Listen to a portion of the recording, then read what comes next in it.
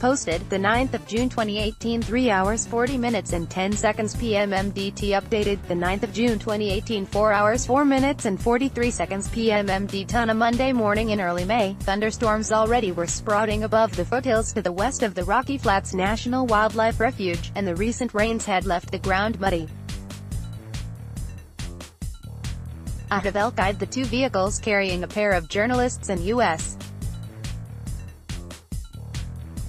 Fish and Wildlife Service staff, and a volunteer, across the 5,300-acre refuge that sits between Boulder and Golden, once home to the notorious Rocky Flats nuclear weapons plant. Aside from a stagecoach stop, a barn and an old farmhouse, there was little to suggest anyone had ever set foot on the expansive refuge. Yet its Cold War past still haunts the landscape, even threatening, via a lawsuit brought by Boulder activists, to derail the refuge's public opening later this summer.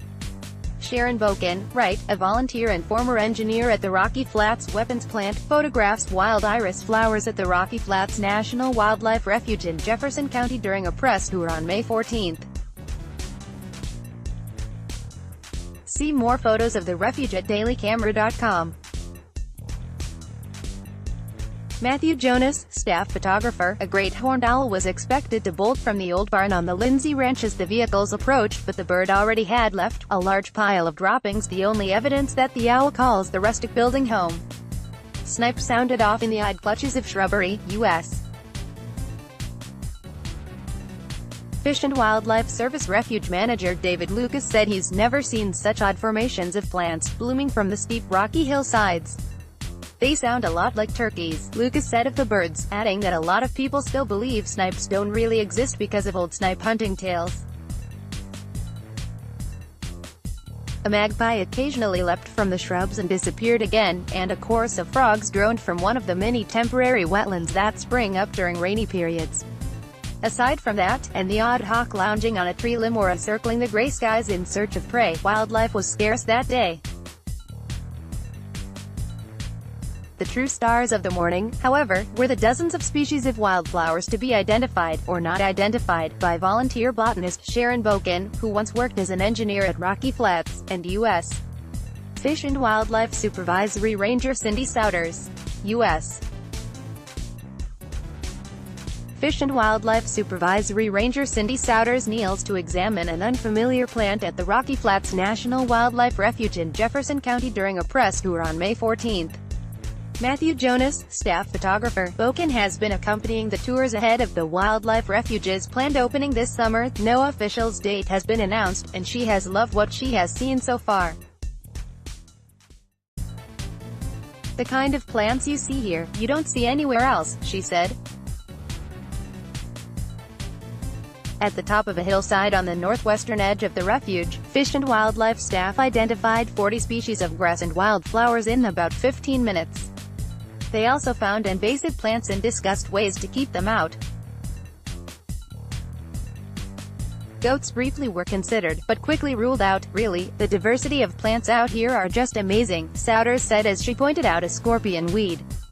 Its seed head looks like a scorpion tail, that's not even getting into the grasses, Boken added. Souders turned and pointed out a purple locoid. In an earlier stage, wildlife can eat it, she said. Later on, it's fatal. A few minutes later, Souders and Boken huddled over a new find, audibly excited. What is that one? Lucas asked.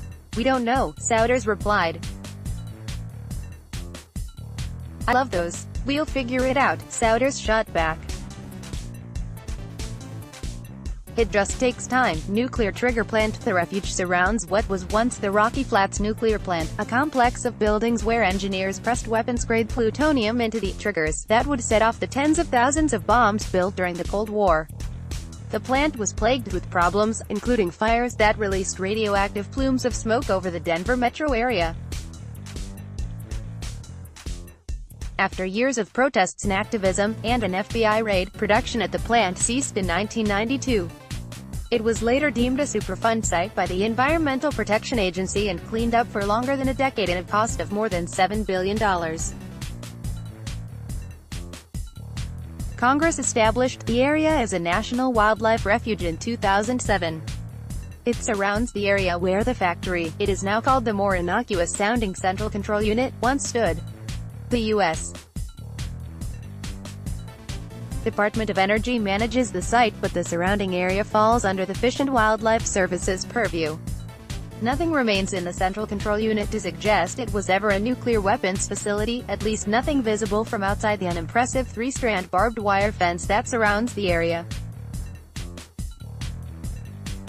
A marker commemorates the end of the cleanup and the people who worked at the plant, and accompanies a posted list of use restrictions, no permanent structures, and a sign that tells people to stay out. An 877 phone number is proffered for anyone with questions. They actually answer it, Lucas said. We called it and a woman picked up and said, Department of Energy, still finding stuff out here? Lucas wants people to know the Rocky Flats National Wildlife Refuge has a story to tell beyond the fact it surrounds what was once a factory where men and women worked toward building weapons designed to vaporize cities. We just want to show people that the specter people have created is just one side of it, Lucas said. There is more to the area than that. The refuge, according to the Fish and Wildlife Service, hosts 239 migratory and year-round species of animals, including the federally threatened Preble's meadow jumping mouse, along with about 630 species of plants. Wildflowers bloom in the grasslands from spring to fall, and northern leopard frogs, painted turtles, muskrats, double-crested cormorants can be seen in ponds on the refuge. Bull snakes, yellow-bellied razor snakes and short-horned lizards reside in the open prairie grasslands. Porcupines call the woodlands home, according to the Fish and Wildlife Service. This diversity of life, according to the agency, is possible because almost no one and nothing that would disturb the land has set foot in the area for nearly 70 years, including people and grazing livestock. Beyond the fence separating Rocky Flats from the rest of the world lies the Denver skyline to the southeast, obscured by air pollution, and the massive windmills of the National Wind Technology Center to the north. The Candelas housing development borders the refuge to the south. We are still finding stuff out here, Lucas said. It's pretty neat and kind of humbling, U.S. Forest Service ecologist Steve Kettler said Rocky Flats is home to xeric tall grass and upland shrubbery that provides an interesting mix of plants and animals that doesn't exist in such a large area anywhere else. I don't suspect we are going to find a magical 10,000-acre patch over a hill, Kettler said. I think what we have today is most of what is out there. Kettler, who previously worked at the Colorado Natural Heritage Program, said that without Rocky Flats and a few other areas, people would lose the ability to see such a diverse community of plants and animals. It's part of our natural history that would be lost without Rocky Flats, he said. Officials already have opened the site to tours and in the long run, plans exist to build a visitor center and connect the trails inside the refuge to ones in Boulder County's open space network and other areas. Instagram photos shared with a Daily Camera reporter showing a duo of trespassers swimming in a pond earlier this year offer some proof that people already are showing up. We still have a little work to do, Lucas said. But some think it's open already. Radiation, essentially forever controversy has raged around the Rocky Flats plant and its effect on the environment in the more than 2 decades since the factory closed, and the Fish and Wildlife Service's announcement to open up trails has not been well received by activists opposed to anyone setting foot on that land. A number of metro area school districts, including Boulder Valley and St. Vrain Valley, already have prohibited their students from going on field trips to the refuge over safety concerns.